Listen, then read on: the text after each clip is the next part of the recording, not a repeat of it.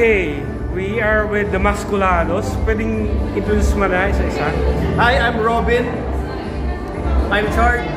I'm Nico. I'm Enrico. At ako naman po si Orlando. And we are the Masculados! Alam nyo, parang ngayon, mas maskulado kayo. Yes, thank you po. Okay, maraming na fans na nakakamiss sa inyo. So, anong bago sa inyo?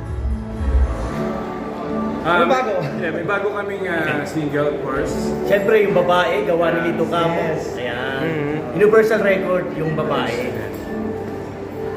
And, At syempre, 22 years na po ang grupong Masculados.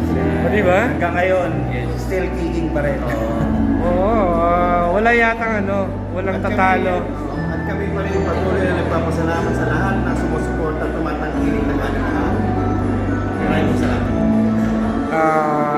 Anong nagbago from that time? 20 years ago, nung bago pa lang kayo, at ngayon, for sure, meron man ng business or mga professional na kayo. Actually po, marami nang nagbago sa maraming pinagdaan ng grupong Masculados. May mga nawala, may mga tinanggal.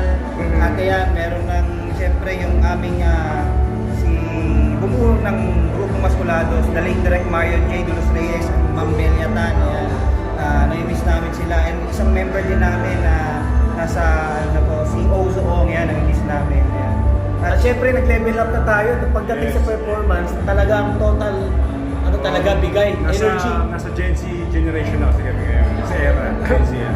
Yan, tsaka open na tayo ngayon sa lahat ng mga panibagong music. Yan, nandiyan na tayo ngayon, sasabay tayo sa kanila. Pero ano yung signature ng Masculados na na-retain ninyo? Of course, Jumbo Hotdog. Kaldagan. Kaldagan. Siyempre, hindi mawawala yung Jumbo Hotdog sa mga, natin, mga taga-suporta. Note not ngayon. And please promote your upcoming shows kung meron until this year, sa 2025. Upcoming shows. Upcoming shows. Follow nyo lang po kami sa aming page. Doon po namin ibibigay ang aming, ilalagay yung aming mga Contact numbers. contact numbers sa yung mga upcoming show namin sa Masculados page namin sa FB. Yan, i-follow nyo lang po kami. For booking for more. Okay. Congratulations Thank you, maraming salamat. and good luck. Thank you.